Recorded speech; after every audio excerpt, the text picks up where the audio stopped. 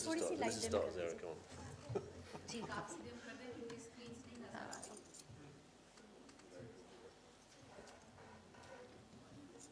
Lights.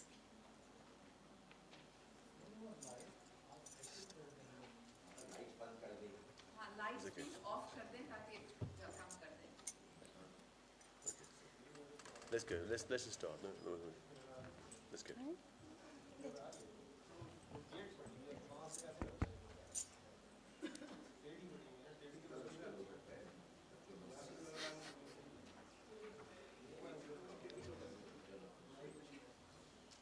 Is this better? Yeah. Okay. Make it. Assalamu alaikum. So sorry for the delay, just due to the technical issues.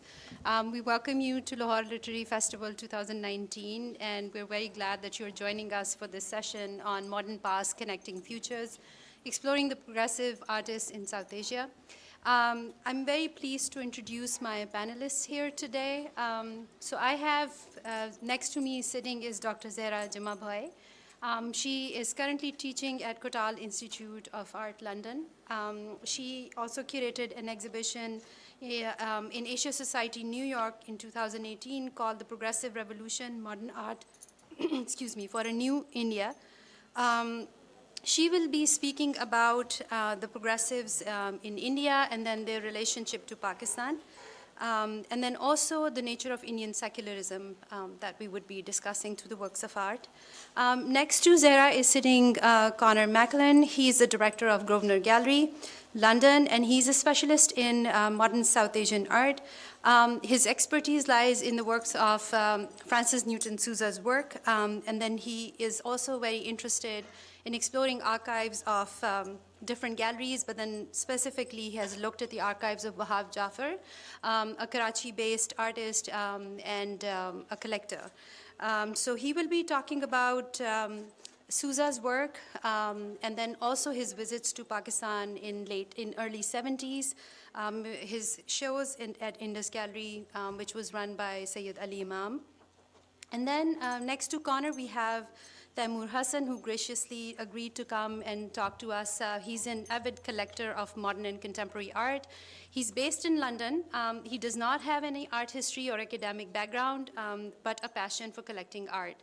So we look forward to having a conversation with him, talk about what is the way, how he collects, what are the sources where he, collects the work. So thank you all for coming and joining us for this session. So the way this session would work is I would just introduce like 5 to 7 minutes, a little bit of my own research, not too much because we don't have much of a time. I would like my guests to speak more. So I want to start with what is the modern art in Pakistan post-partition. So my specific focus for my PhD dissertation was Lahore Art Circle. I focused on the founding artists, 6 of them, which included Shakir Ali, Muin Najmi, Sayyid Ali Imam, Sheikh Safdar Ali, and then Muin Najmi, of course, Ahmed Parvez, I forgot to mention. So this just gives you a glimpse of all the gentlemen that I'm talking about. So up till my PhD research, we just knew that there was Lahore Art Circle that existed. But there is no in-depth study so far, and my work is still in progress. So I haven't really published the work yet, just a few papers every now and then. I just wanted to share some of the images and some of the glimpses of their lives and show you how the modern art shifted after partition, where they broke away from the traditional art and went on to explore a modern syntax, which was in dialogue with international art movements. And this is a given fact and acknowledge that modern art movement is not parallel everywhere in the world. We have different times in different regions of the world where modernism has picked up. So we're looking in the context of Lahore. So I'm showing you, this is the title of a Lahore Art Circle group exhibition. It was held in 1955, and I think this was the 3rd exhibition they curated together as a group. And this gives you a glimpse of all these wonderful people sitting. So you see Sheikh Safdar Ali. I don't know if I can I point on this? Oops, sorry. So Sheikh Safdar Ali is the gentleman in the middle, standing in the middle. at the back. And then this is a picture of Ahmed Parvez on the second from your left, and then Rani is his wife, and then we look at Shamza. This is a picture from them working together in London. Sayyid Ali Imam, one of the very prominent figure, more so in Karachi now, that people remember him because of Indus Valley and his wonderful contributions that he made, just not like as an artist, but also as a gallerist.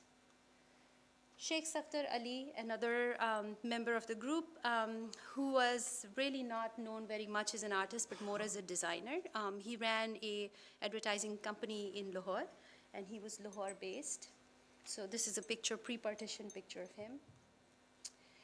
Another important thing I just wanted to mention, because Zehra is here, so we wanted to make connection of Lahore Art Circle with Bombay Progressives in India. So the picture you're seeing is Sayyid Ali Imam is on the left, and then Sayyid Haider Raza, a very, very well-renowned artist from India, on the right, and they were real brothers. And so a lot of people didn't know about this, and then with partition happening, Sayyid Haider Raza decided to stay in India. Ali Imam migrated to Pakistan, and he made his mark in Pakistani art. And while Sayyid Haider Raza is like, no, he doesn't need any words to really introduce his work. He's very, very well renowned. So I thought it would be interesting for you to see, how we sort of connected the, modern art on both sides across the borders. Just to remind you and sort of refresh your memory about some of the modernist works of Shakir Ali. This is from 1950s. Shakir Ali moved back to Pakistan in 1951 and technically to Lahore in 1952.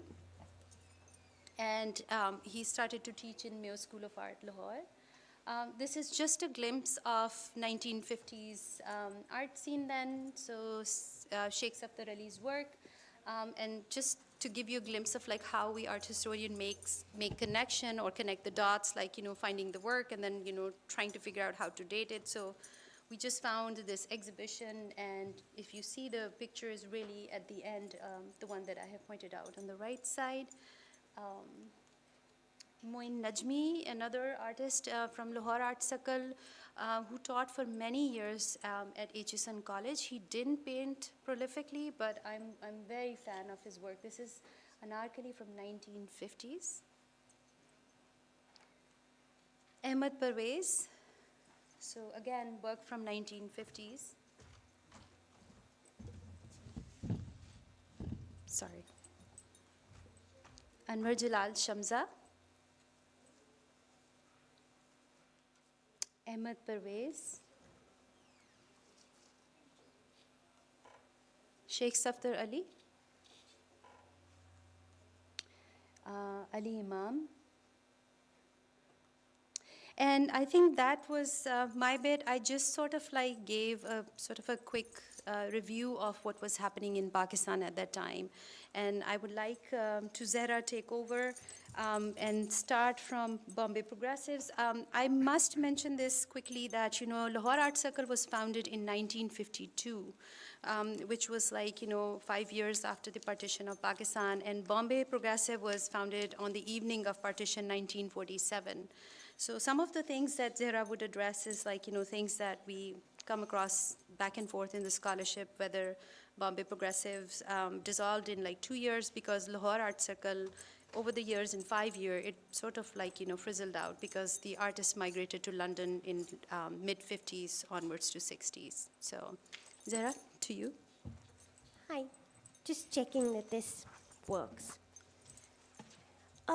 Yeah, so one of the things that Samina and I really wanted to do this panel for was actually to use it as a kind of think tank session about the connections between modern Indian artists and Pakistani artists from more or less the same period, who did have connections with each other, but who in the art historical narratives of both countries have somehow been treated as sort of narrowly talked about within their own national trajectory, whereas the more we talked, the more we realized And you'll see that towards the end of this panel with the pictures that Taimur collects, that there was actually a lot more conversation happening between the moderns of these two sort of countries than has before been explored.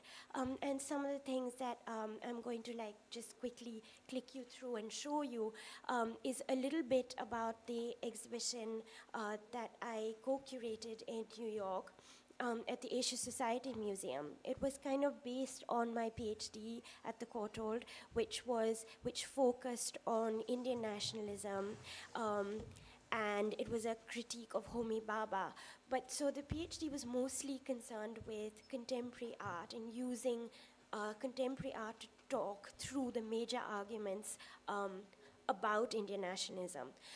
Whereas the show itself sort of concentrated quite narrowly on the progressive artist group of India, who were formed just after partition in 1947, very much with the agenda of having a new art for a new India.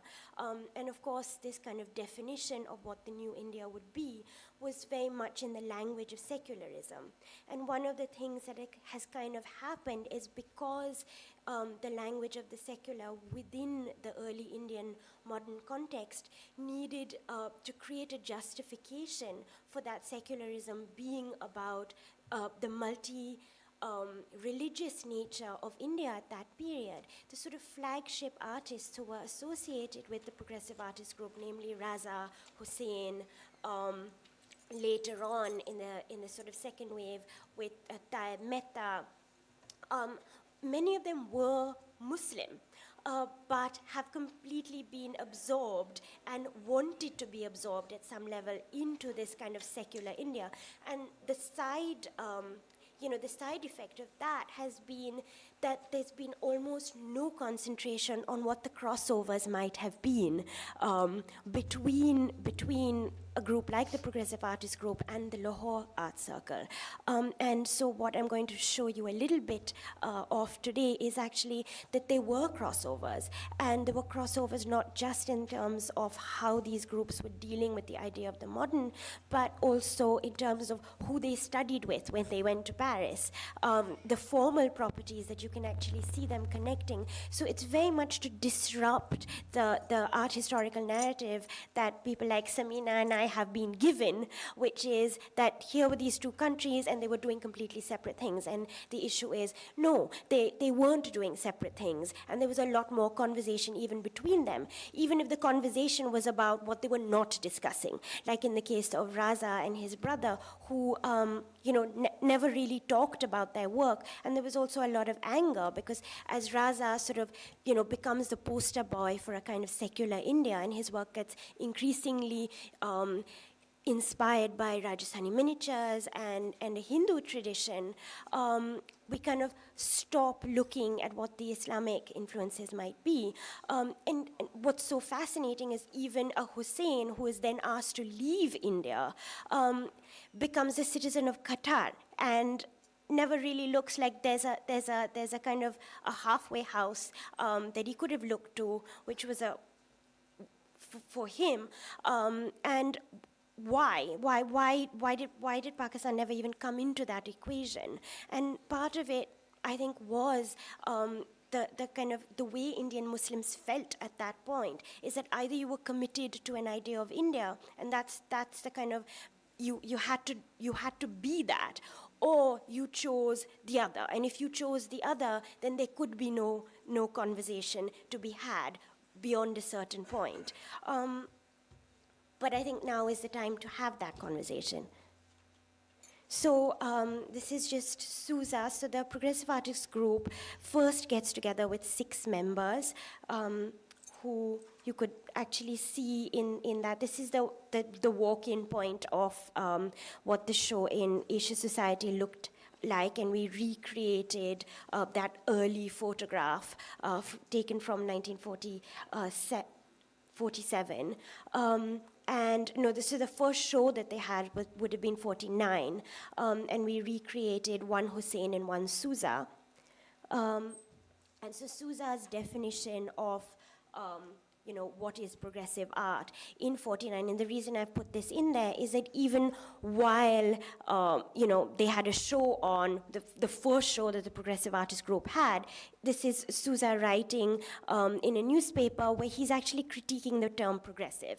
So even at that point where this should be a flagship term for him, he's saying, what is progressive art? And within this article, he actually argues that the term progressive just doesn't make sense because it's too communist. And by this point, he's had a falling out with the left. So it's kind of interesting that on both sides of the border really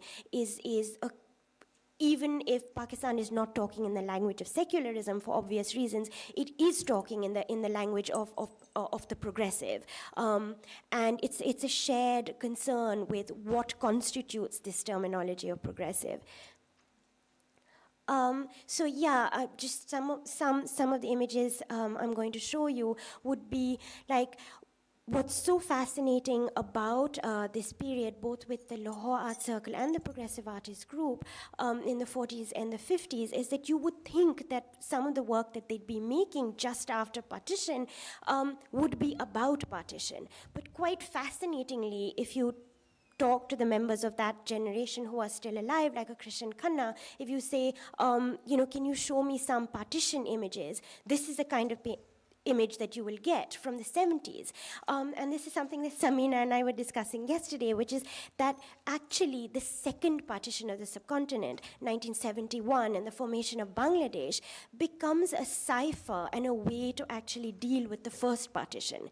And so, quite ironically, all the sort of ideas of division, the anguish of division that you see within the Progressive Artist Group, comes to the fore in the 70s when they're talking about another partition, the formation of Bangladesh, and but they never really revisit the first in actual iconography. It's just implied.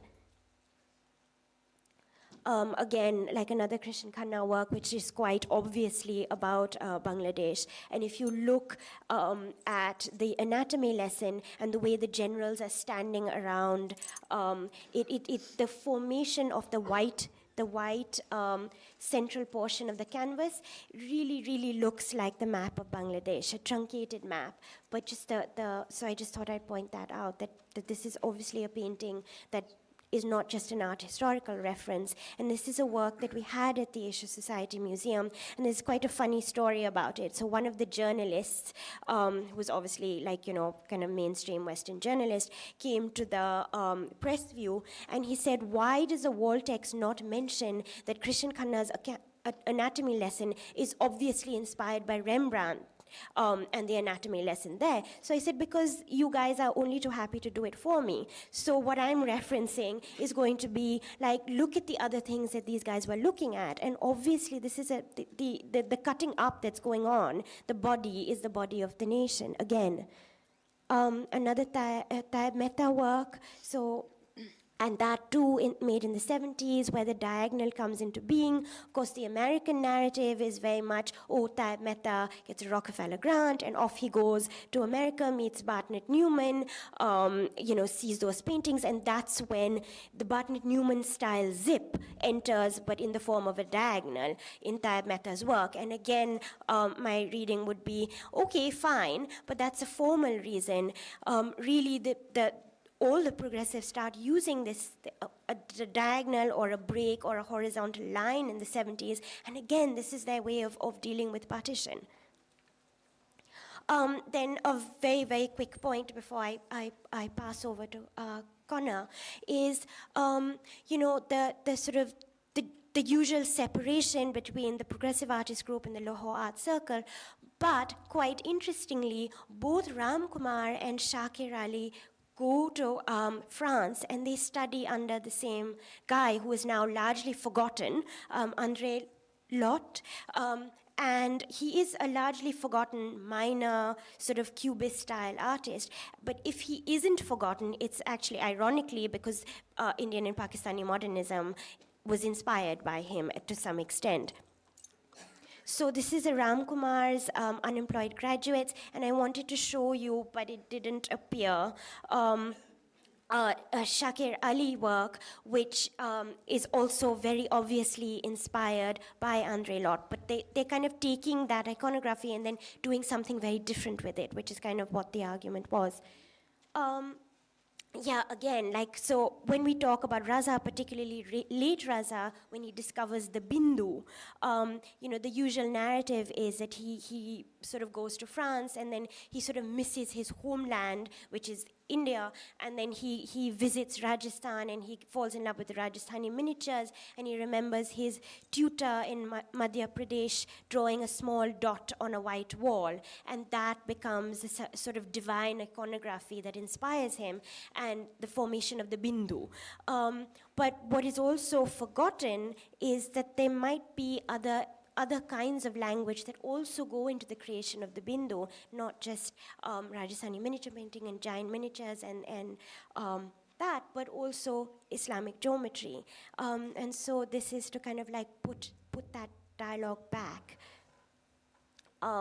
Also, like just ending with a Hussein slide, and to say that interestingly, Hussein, who gets chased out of India by 2006 for painting Mother India in the nude, you know, strewn across the map of the Indian nation. Just before that, in the 70s, he is again the poster boy for secularism in a way, and very much sort of catering to in Indira Gandhi's justification of the emergency, where that is actually, the most dictatorial time, the one time that India is not a democracy, however misguided.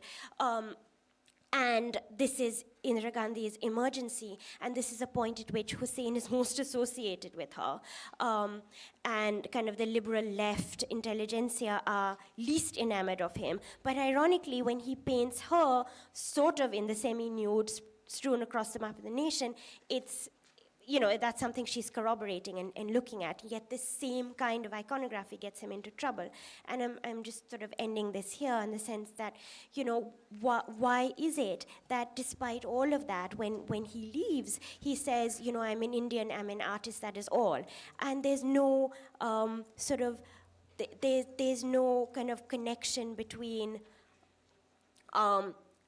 what's happening in Pakistan at the time, and off he goes and becomes a citizen of Qatar. But what are the other stories that could have happened if we looked at the history of modern art differently in the subcontinent and connected those two dialogues? Thank you, Zehra. Okay, so I think I'm going to move quickly because we're running out of time. I see that so in the work of Souza, the success of the progressive art group was not in his original manifesto, which was truly leftist fanaticism, but rather the statement made by Souza in 1949 saying, "I don't believe that true artist paints for coteries or for the proletariat. I believe with all my soul that the artist paints solely for himself." And this group of 6 artists that joined together, including Raza, who decided to stay in Mumbai and not move to Karachi with his family, incorporated all these people of very different class, religion, and upbringing. And so here, for example, you see a painting done by Souza initially, and the original title was saying, "Before working in the fields, all day we have no rice to eat," which is then changed in 1949 to "The Family." This became a sort of typical work of the progressive art group in the 40s, where Souza's basically transplanted a second-century sort of Yakshi temple dancer into modernity. However, in 49, sort of saw the ending of the progressive art group when their two stars of the group, Souza and Raza, both departed for the West. They had been called to the West because Western modernism was there, and it had made an announcement that all artists were welcome to join them. So Souza went to London. However, his first show there was panned because these works here have very little relevance in London at the time. And so what he had to do, he had 6 years of hardship, struggling, and he had to sort of reinvent himself, or in other words, the leopard had to change his spots. And in 1955, he had his breakthrough show of these drawings here. These were included, these are called the Six Gentlemen of Our Times. And what's nice, what's interesting about them is that they're contemporary visions of businessmen in suits. They're not Indian or they're not temple dancers, but they're contemporary images. And this is what allowed him to break through into the London art scene and become sort of overnight success, collected by all types of very progressive, sort of forward-thinking collectors. You know, and obviously these collectors also brought across the board people like Benjamin Britten, John Mortimer, you know, David Maxwell Fry, and obviously all the critics like David Sylvester, Herbert Reed, all reviewed Souza during this key period. And this news was not lost on the artist community in Pakistan and London. So quickly to move on to Raza, he also went to Paris, and again sort of spent 5 or 6 years in the wilderness trying to reinvent himself. And this is an early work looking at sort of Sienese watercolors. But then eventually, by 58, he also won the sort of the Prix de la Critique, which is the sort of upcoming artist award prize in Paris. But by this stage, he had developed to paint in oils, and he was using the palette knife, which is the typical style of the École de Paris. Another artist who, perhaps unknowingly or knowingly, I don't know, but he followed Raza to Paris was Sadeghian. And he obviously started doing these wonderful works. This is a work from 1961, and it's called The Eiffel Tower and a Self-Portrait. And then here again, this is a wonderful sort of form of figures in a frieze, for 62. And then obviously he again also, he also found great success there. And in 61, he participated in the Biennale of Paris and was awarded the Laureat Biennale de Paris by the International Jury of Critics for this last painting here called The Last Supper. And this is his invitation, or actually from the catalogue from the Galerie Lambert. So Sadeghian had a successful time in Paris, and obviously one of his perhaps his early masterpieces was the illustration to Albert Camus' L'Étranger, or The Stranger. No, L'Étranger, yeah, produced by the Automobile Club of Paris. And here are some images from that book. And so here's the final scene where the character has been abandoned by the church and establishment. And here are also some other works we dug out. And these are studies for that work.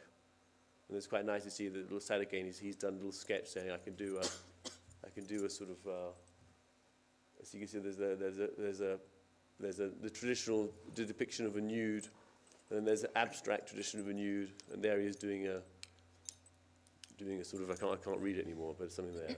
And this is the finished work in the book.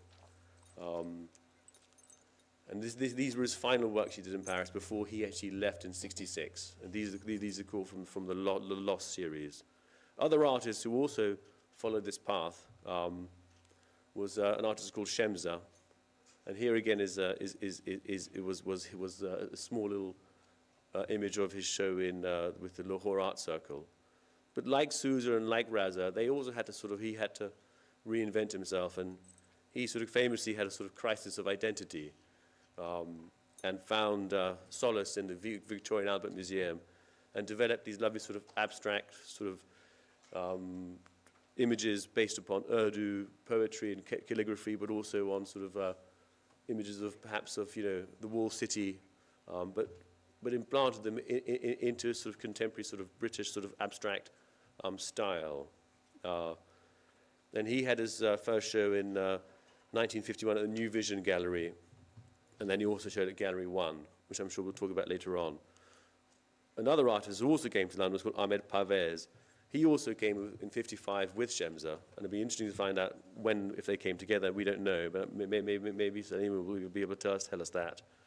And he also had his first show in 1959. And Parvez, like Souza, was a very expressive artist, very sort of romantic, so in that romantic vision of the artist, who sort of throws everything, all caution to the wind. But he was very successful in London during that key period. However, by the 1960s, things took a turn for the bad for London and Paris, and New York emerged as the new center of the art world. Shemza disappeared from view and moved to the Midlands to teach. And it was not until shows such as this show, 1989 by Rashid Ari and The Other Story, when he re-emerged, and obviously more recently he had a room at the Tate. For Parvez, again, his success was very short-lived, and his paintings were no longer in vogue, so he sank into a state of depression, tearing up canvases with a kitchen knife and putting all the stretchers around his head and walking up and down Earl's Court Road. Parvez took this change of fortune badly. He took it personally, and he returned to Karachi and drank and drugged himself to death at the age of 55 in 1979. Except for Sadiq Khan, who left, all these other artists suffered terribly during this period of the 70s and 80s, when frankly it was almost a period of purgatory for South Asian artists. They were allowed to stay and paint, but they were shown in outsider galleries or in Asian galleries. They were in effect silenced by the mainstream. This was noticed by several other people at the time. Souza, however, who went on to die sort of penniless, was very stubborn, and he refused to take any other form of employment. And he found galleries to show him, not in London and New York at that stage. Actually, he found them here in Karachi and also in India. And this is a very nice letter we found in the Wahab Jaffa archive. It's a letter to Wahab saying, I'm coming into Pakistan. Obviously, I hasn't met him at this stage, and he was introduced by Victor Anand. And he goes, please, I'm coming, so I want to look up my friends. And he mentioned Shaka Ali, Sadiq Khan, and Ahmed Parvez. And obviously, so Souza had 4 shows here at the Indus Gallery. I'm just going to quickly run through them. And he had 4 shows, and and obviously he built up a very strong relationship with all these artists and all these people. And obviously here there's nice letters, but I don't really have time to go through them. But here he is complaining about the West and complaining about American dominance, etc., etc., etc. But I think on a final note, I'd just like to stress that these artists were extremely brave, because they were the first of any generation of free, independent, and also free Indian and Pakistani artists to immerse themselves and dedicate themselves to the Western, to immerse themselves in Western modernism. They were role models for the subsequent generation. And people like Rashid Irene have pointed out that it was their departure for London and Paris that inspired his own similar ambition.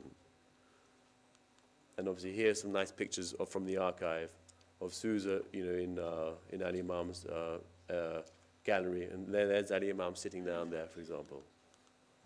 And then actually, as a matter of fact, there's Rashid Irene sitting with Souza. And I'd like to pass on to Taimur Hassan. Thank you, Conor. I think with Taimur, what we would do is we'll just post a set of questions, and Taimur, if you can just, answer whichever, manner you would like. So my first question, just as a very sort of a... Yes, once we are done, you'll absolutely have a chance. So this is why we're trying to wrap it up. So Taimur, if you can just briefly talk about when did you start collecting, what got you interested in South Asian art, what are your sources of collecting art, and how do you go about preserving them? So. Sure. So thank you guys, that was really interesting. Everything you talked about.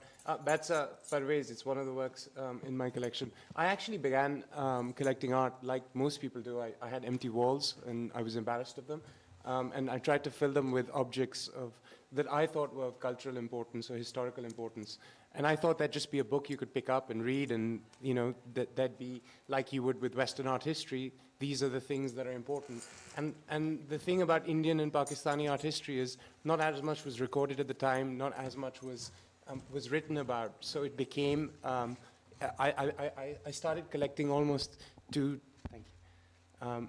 try and build and learn about the art history of the region.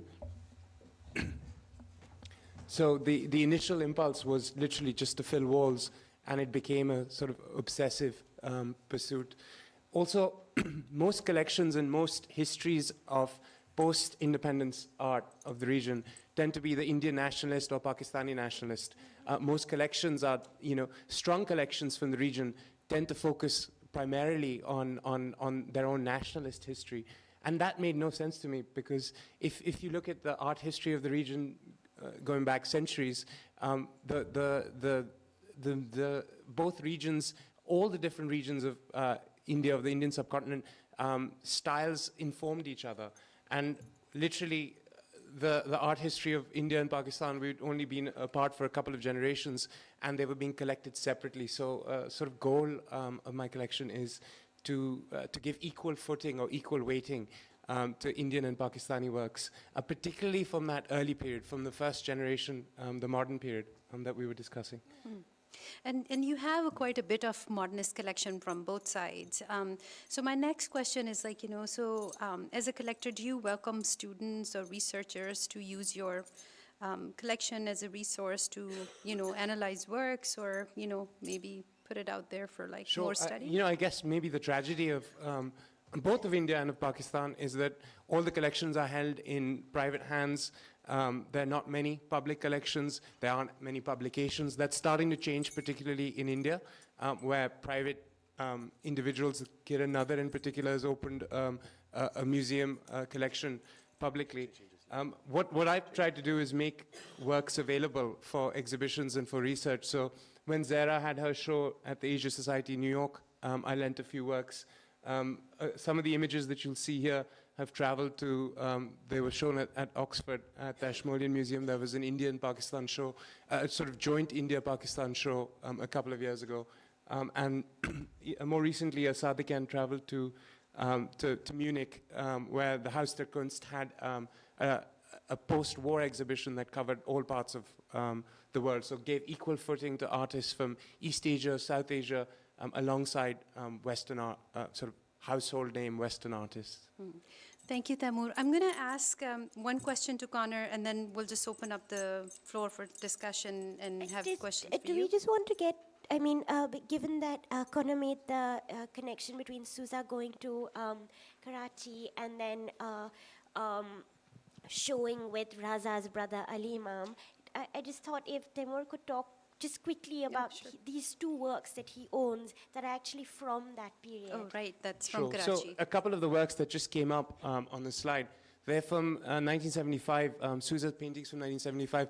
This is a later period in Souza's work, maybe not the strongest works, but what appealed to me a lot about them, I didn't know the backstory, but were that they were images of mosques. The one is a white on white, which is a rare Souza. He painted a series in black on black that sort of destroyed his career in London in the mid-60s.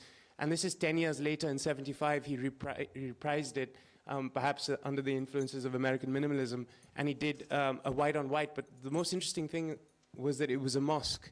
And then similarly, there's another mosque in blue over here. And I purchased these works, and I remember speaking to Wahab Jafar, and he said that he actually, in a separate conversation, referenced the mosque works, and said that he painted 4 when he came in 1975 for that first show at the Indus Gallery. And this one is sort of slanted because he painted it on the train going from Lahore to Karachi. So often you collect things because of interesting anecdotes, or you actually learn of them or hear of them afterwards. Thank you, Taimur. Conor, just a quick question, and then we can just open the floor for questions. So as a gallerist, I know that you are interested in archives and you're looking through different archives of galleries in London. So can you talk maybe briefly about in what ways the galleries supported artists, progressive artists from both sides in terms of in their careers? We are talking about early 60s or the end of 50s when all of these artists started moving 55 and onwards. And so there's Woodland Gallery, Woodstock Gallery, and then there's Vision Gallery, and then Grosvenor Gallery as well. So if you want to just highlight some of those aspects. Yeah, well, I think these artists they found success in a few galleries, and I think these galleries they did look at sort of more of the Gallery 1 specifically was a outsider gallery, and they were based in Soho. It was a very minimalist gallery. They showed a lot of avant-garde works. They showed the first Yves Klein show in London. They showed Ben, when Ben sort of famously sort of slept in the window. That was his show. But he also had a very deep interest in sort of in these other artists. So, but I would add that Woodstock Gallery, Gallery 1, and other galleries, they weren't sort of the mainstream galleries. They were known for being slightly sort of off the chart as such. Right. But certainly, for Souza became for Gallery 1 his cash cow. So So that was a bit of a shock for Victor Musgrave, who was in charge of Gallery 1 at the time. But again, I think that if we go back to, it was that sort of key period of the 50s to up to 1960, sort of mid-60s, but really sort of London changed a lot at that period because America really evolved. And also, even in London, I mean, there was this change of art scene.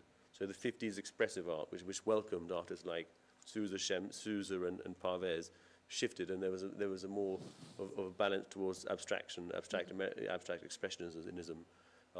And the galleries changed, but also, if you notice, also the art changed as well. So Shemza comes in with a more abstract sort of way of expression, and he had to give up doing the expressive works, which he'd done before. Right. Right. Thank you so much. So I think we can open the floor for questions if you have any questions. I mean, I have tons of questions, so please. There's a mic coming for you. My question is this, that you explained very well in a very tight manner about South Asian, this progressive art, right? Now in South Asia, India and Pakistan both come in this. Yeah. But India is a very old country, you know. And what you told about that is, it is based on the Hindu mythology. Hindu mythology they also have supernatural elements also. Now, I just want to request you, just because at present India and Pakistan, they are no more having friendly relations, and there are no reasons for it. India keeps on blaming Pakistan for the things it has not done and is not doing. So why don't you why don't you stress your higher authorities to make the relations between India and Pakistan normalize? I think that what happened was that these guys, they were secular. They believed in secular. They were working for themselves as individuals. So they were not. Politics didn't come into it at all. So I'll let you finish your question. I'm not talking about politics, because the art is an index of any country, whether you paint it or you write in words in the form of book or poems. So what is the use of reading? Because basically we are all Indians. Today we are Pakistanis and Indians, but basically we are all Indians. We have been living for the past many centuries, from the past, I think, 800, 910 centuries. So in Pakistan also, they have banned all the Indian TV channels. We are not allowed to see any channel. So this should not happen. At least it is not politics. You can stress through art. I told you that this is the progressive art you're talking about. And I'm the senior vice president of Progressive Writers Association over here. And I'm also secretary of English Literacy Society. My name is Rubia Jilani. But I always, yesterday also, they were British High Commissioner and others, and I just requested them to normalize the relations between India and Pakistan, because we want friendly relations. Thank you. I think I'll just bring you back to Taimur's idea when he started talking about his collection, and he was saying that, it's completely regardless of the fact, where he's collecting the art. What matters is, and one of the effort for people like us, art historians, and one of the big effort here today was to make and build and bridge those connections that, we just can't let go. What goes on in the politics, that's something that's beyond our control. But I think this is exactly the crux of this panel discussion, is that, looking at the similarities and looking at the roots of how we transcend, through these things. But I think people like Taimur, collectors, who just don't make any distinction in that sense, that, okay, so I'm Pakistani, I'll only collect the Pakistani art. I think that also speaks volumes about, the way art is perceived. But it's unfortunately only a certain sect that, or certain people or certain class that, would really think. But I think I would like to see... But also don't minimize, sort of London and galleries that, like Conor's, where there's in some ways, because all South Asian artists, in the 60s and 70s suffered. You know, it didn't matter if they came from India or Pakistan, and frankly, it didn't matter if they were making figuration or abstraction. So, I mean, you could say the language was abstraction, which is why Souza didn't do well. But then at the same time, you have poor Shamsa working within an abstract mode, but he wasn't doing well either. He was like relegated to some provincial center. So, in a way, the being relegated meant that there was, if you now look at the connections between India and Pakistan, at that period in New York and in London and in Britain, there are many more. So these are centers, and galleries like Conor's are centers where you can forge those connections. And I think, like, what's so exciting is that we're here today in Lahore talking about this, able to have a panel like this. And frankly, it's a measure of success that we can do that here, because I don't think that one could do this at the Delhi Art Fair, because I don't think Samina would have gotten her visa, whereas I got mine. So, you know what? It's like, hats off. It's happening, and it's happening here. You want to say something? I would just like to say that obviously historically at the time, when these guys were painting, which was that period we're talking about, they deliberately looked to their own culture. And it was a shared culture, obviously. But obviously their common enemy then was obviously the Brits, no? And Souza said that the Brits had told him that, or this education, you know, the Macklin education system, whatever, they had told him that the miniature painting and the traditional sculpture was the stuff of heathens. And obviously Hussein, Souza, Raza, they disagreed very, very strongly, and they found great inspiration and source from their own culture. Thank you, Conor. Any other questions? Yes, please. Hi, thank you so much for the panel. It was such a lovely conversation. I just wanted to ask, I think in both Zehra and Conor's discussions, you mentioned the need for the artists to reinvent themselves a bit when they went to Europe.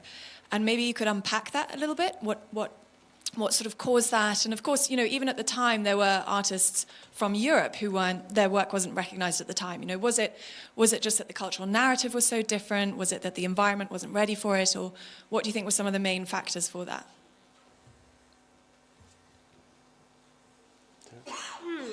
I don't know. I do know, and I'm just going to say it, I think it's racism by other means, right? So if you're... racism doesn't necessarily have to do with color, it can also do with culture. And that is the more effective form of making somebody feel othered, which is why you have people like Rashid Areen, who in...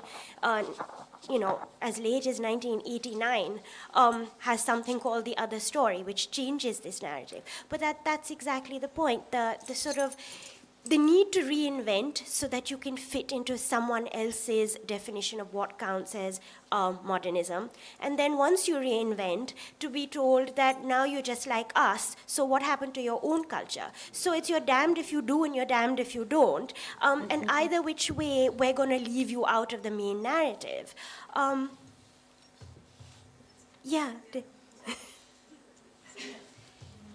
Any other questions? Yes, please. Sure. I just wanted to understand the secularism aspect of it, because it's very different from the French definition of secularism in South Asian art, because you're actually using religious iconography, whereas in France there are no symbols of any religion. Yeah, I mean, and that is actually quite an interesting, I mean, a lot of this becomes a discussion of what counts as secular, right? And within a French context, and you could say potentially a European context, secularism means a complete separation between state and church, right? So no religious iconography, staying away from the concept of the religious. But that never happens in South Asia. So technically speaking, even though the term secular has been kind of relegated or sort of stolen by an Indian narrative, actually this revamped kind of secularism, which is multi-religious in that way, is just the same as saying syncretic. So there's no reason for a Pakistani narrative